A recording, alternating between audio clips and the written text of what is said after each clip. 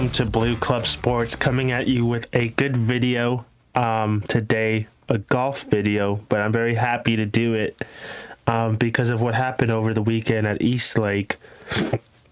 So one of my most popular videos is the post-round recap of the final round of the 150th Open, where Rory McIlroy failed to secure the claret jug at St. Andrews. It's one of my most viewed videos, actually. And I remember doing it, and I was so sad because a tournament like that only comes so often, right? Based off the significance of the tournament, the venue they chose to have it at, like everything, the prestige. And I was worried about Rory. I was really worried about Rory because I just didn't know how we would cope with such a massive defeat, even though I felt like he did lose the tournament, like I've said many times before on this channel. But to see him not win, it really crushed him, like it crushed me, honestly. And then going into the playoffs, the FedEx Cup playoffs, he says he went to London. He didn't touch a golf ball or a golf club, didn't eat healthy. He really enjoyed his time off. He enjoyed his holiday. But I really wondered, like, how dialed in is he? Is he just waiting for the season to end and whatever happens, happens? But man, I was wrong. I'm glad I was wrong. Rory McIlroy is your 2021-22 PGA Tour champion, the FedEx Cup champion for the third time. And the way he did it was truly remarkable. Round one, he shoots 3 under par. The second round, he shoots 6 under par. He finishes round 2 at 6 under par. And then at round 3, 13 under par, and in round 4, 17 under par. And that's given that there was no 4 under head start like the Tour Championship is set up. So legitimately he shot 17 under, but with his 4 under head start, he finishes 21 under par.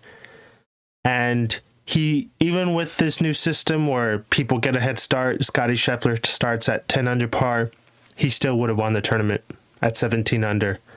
So really the best player won over the weekend, no matter what. He won on strokes, with the head start, with all that. He still won the FedEx Cup. And that's, even though the FedEx Cup doesn't really have the prestige as a major championship, obviously, I think this was a really good moment for Rory. All the putts he hit.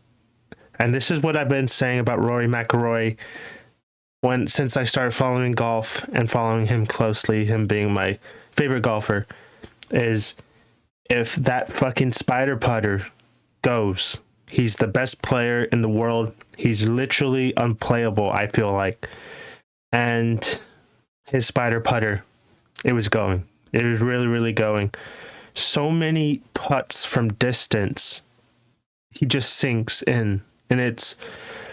And the thing about Roy, and it's confusing, but it's inspirational, is I saw him play this season live in person at the Valero Texas Open. This guy could not hit any putts whatsoever. And for him to go the following weekend, finish lone second at the Masters, finish top 10 in every major championship this year, and then go on to win the FedEx Cup it's amazing. There's no way you can not give this guy the credit. I know he's getting a lot of hate because of the comments he's making towards Live Golf, but honestly, if you take out the off the course stuff and you just focus on what he's been doing on the course, it's really remarkable. And yeah, he would have won. He would have won if there was no head start. And $18 million, the winner. That's crazy. And that's on top of all the other money he's won. That's just $18 million for this weekend. And about that, NBC kept pushing the purses, the payouts, the bonuses for the top 5 finishers. And I sensed a little dig at Liv. I really did. Because when you watch Liv golf, it's all, well, he's in line to make $1 million if he mixed this putt and finishes second. You know, like, the Liv really, really, really pushes the money. And it's funny because the NBC was pushing the money, but I feel like it was a dig. Like, oh, you think people care about how much they win? Okay, we're going to just, like, push it all the time. I just thought it was pretty funny about that. But Rory McIlroy, congratulations. I do apologize, guys. I wanted to do immediate reaction. The thing is I worked at 5 in the morning, got out at 2, and then I saw Rory McIlroy on number 16 literally hit the fucking chip all over the green into this crowd, and I was like, okay, I was dead tired, honestly, and I just went to bed.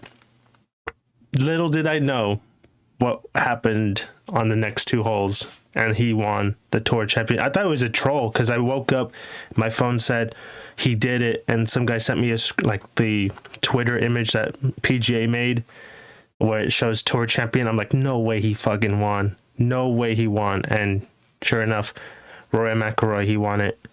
In other news, Cameron Young, he decides to stay on the PGA Tour. So the rumors about him going and considering Live Golf were legitimate, to say the least.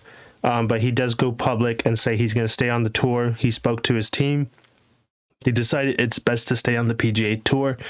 And I think the only reason why he's staying is because of this new implementation of the PIP system for the PGA, which I know was announced earlier last week, but I just never got around to doing a golf video for you guys. I do apologize.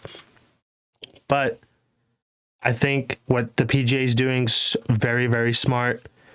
12 elevated events, meaning there'll be 12 events on tour where purses are going to be ranging from 15 to 20 million. That's literally what you have. You know, those purses are maybe the same or a little bit more than what the majors pay out. Top players, so if you're in the top 20 of the popularity contest, right, the PIP, then you must play in 20 events, and I think this is the best thing to happen. The top players need to play. Rory McIlroy, I'm his biggest fan, but this guy never plays. He rarely plays. He only plays in the majors. He only plays on, the prestigious events like the Arnold Palmer, the Players Championship, the tournament at Jack's Place, the Memorial. And my complaint is he doesn't play. Like, for me, when he came to the Valero Texas Open, I didn't believe it. I really didn't. And I thought, oh, well, yeah, he's going to say he's going to play, but he's going to pull out like DJ did, a few years back. But no, he actually played. And I think this is the best thing the PGA Tour can do from a fan's viewpoint is I can see the top players play more often. I don't have to be like, because I was getting into thinking of, well, really only the best players play when the majors are on. It's rare that you'll see a PGA Tour event where everyone's playing, because you'll have guys like Brooks Koepka when he was on tour saying, oh, I'm just trying to get my body right for the US Open or the Masters. So he would forgo on a lot of PGA Tour events. So now the top players, they're going to get a lot of money. They're going to get a cut of $100 million pool of money being on the top 20 PIP, but they have to play in 20 events, and I think this is very, very important from a fan's perspective. Hopefully, I don't expect the Valero Texas Open to be one of the elevated events, which would really draw in the big names, but I think Valero Texas Open, they would have an easier job attracting bigger players. I'll definitely see someone like a Max Homa or Rory McIlroy showing up again. But yeah, that's the biggest thing. Of course, everyone gets all the new members of the PGA Tour, but I think this applies to everyone. Everyone gets a $500,000 cash advance. So basically, you get the $500,000 cash advance, and then when your winnings, it just your cash events gets deducted.